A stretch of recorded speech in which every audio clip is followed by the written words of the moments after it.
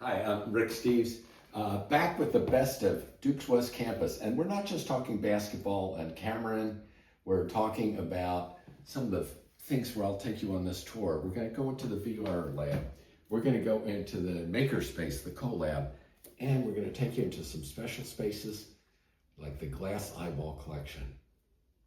No, it's not a glass eyeball.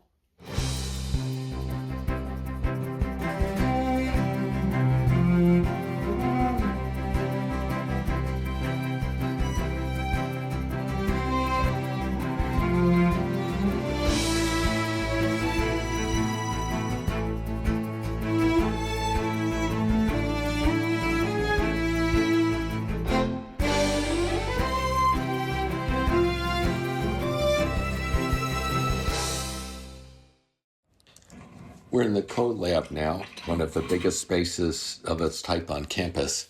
And there's everything from 3D printers to laser cutters and a full range of supplies here. So you can see after their jobs are printed, they're put out here by the tech staff and you come and pick it up. So you can have it all printed remotely and just walking in. There's amazing example. It's not your typical vending machine. It's mostly electronic parts and supplies. You can see jobs being printed, and there are lots and lots of printers, and they are heavily used. We're going to go back and look at some of the other equipment. Back in here are some of the things like the laser cutters. Oh my God, someone is building a cockpit for a Cessna. And back in here is one of my favorites. It's a water powered and it cuts through metal. And when you're finished, you can take it over here and you clean it off. Yes, that's it. Hi, David.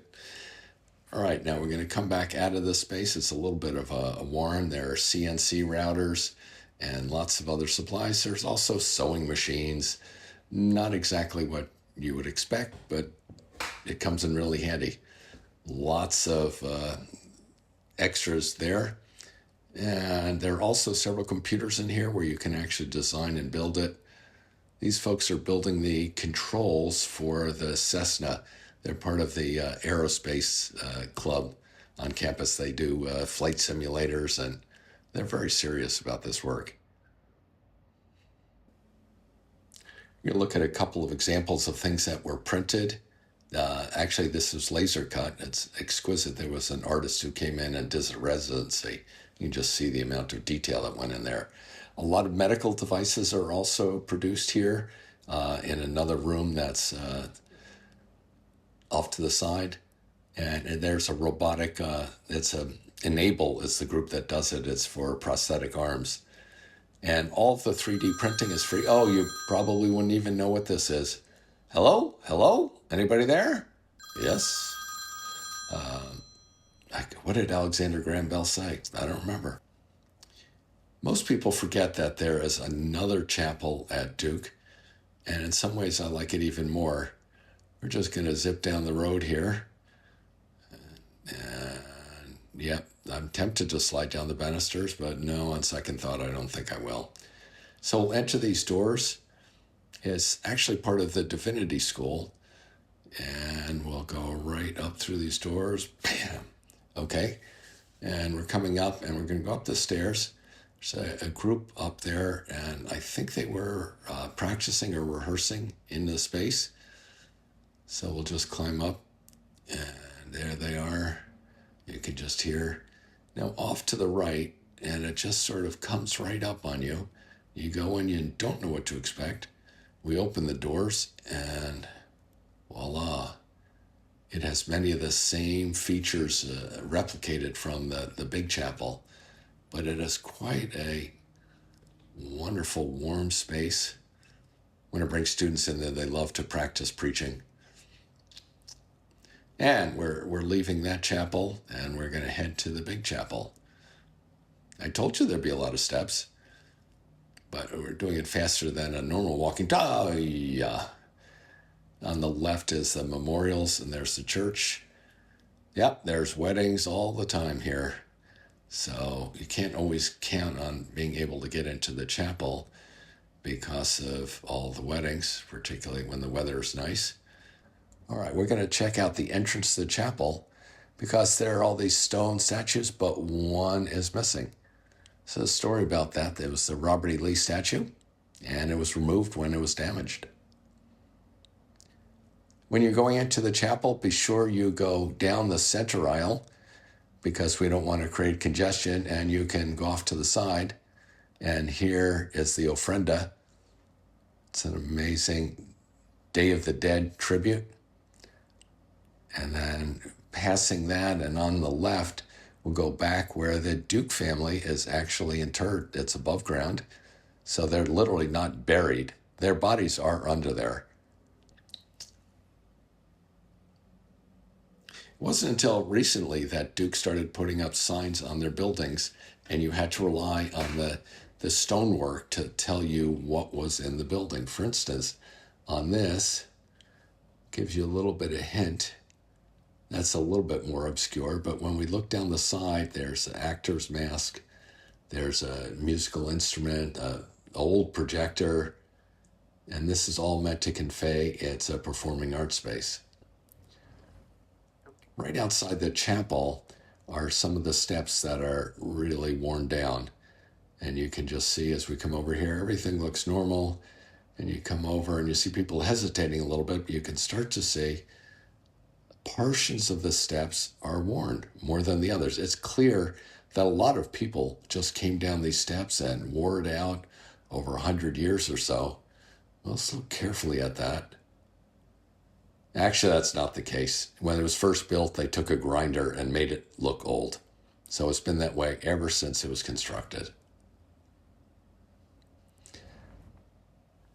These days, there's no sign for the Mary Lou Williams Center, which is, Mary Lou Williams was a Duke faculty member and a piano player and a composer. So that's perfect. And she is over here. And there it is. It's just in the Flowers building. And you can see the celebration when they reopened it after there was a leak and some flooding. It is a really happening place with music and speakers. And it's a great hangout. Oh, I would love to just recreate Romeo and Juliet in this space. Just come right in here. It's Stein Library, and it opens up into a huge vaulted ceiling. Here I go. Come on, run up there, David. Yeah, that's it. Faster, faster. And why don't we have a scene? I take thee at thy word. Call me but love, and I'll be new baptized. Henceforth, I never will be Romeo. And then once you go into the library, that's a book that's over $1 million. It's one of the Audubon books. And we have a complete set. And over here is the dolls. Wow, this is fast. My favorite over here is the glass eyeballs. And this is what you would have seen if you had the QR code going. And dance.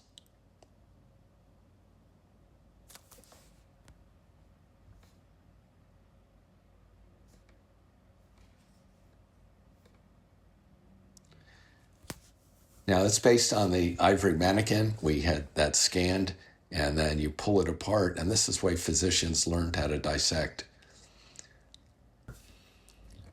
We're going to take a shortcut through the library. This is an amazing exhibit space. It just is constantly changing. And then if you go a little further, you can see, oh, my favorite. This cafe is just so nice to hang out in and work, meet people, conversations. And we're going to cut through the library. We're on our way over to the VR lab. Whoa, my favorite section there is where the Duke authors have their material posted. There are all these changing exhibits. And oh my God, slow down, David. Whoa, yeah, that was a close call. And now we're going to go down some more stairs. You get a lot of exercise on this walk. And this is not our normal speed, but I didn't want to hold you up too long. So we're just moving right along. Now, the link is off to the right, but we're going down to the VR studio. And it'll be off on your right. And you can just see it right in here.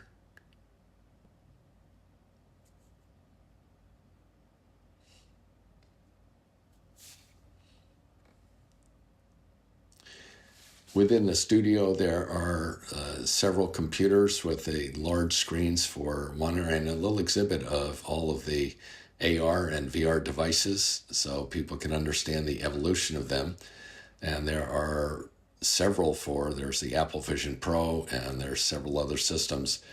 And these are very nice gaming computers and for virtual reality.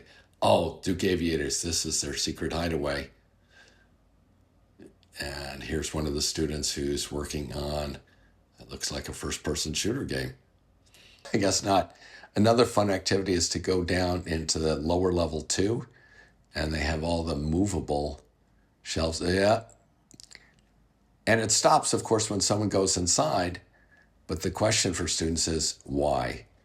What's the security mechanism there?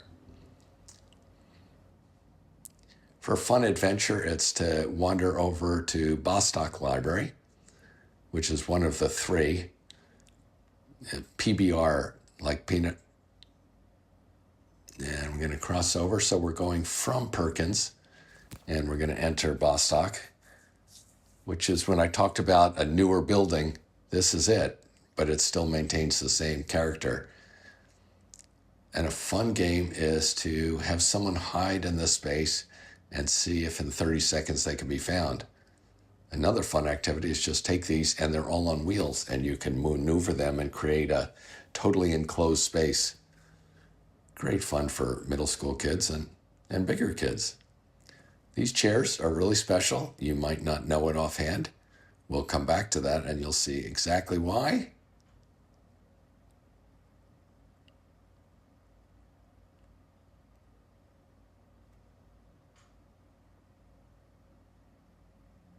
That was done by some of my middle school students, and now I am going to reveal my secret hiding place.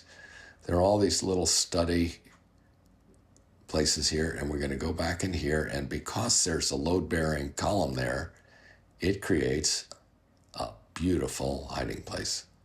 Totally unusable for anything else.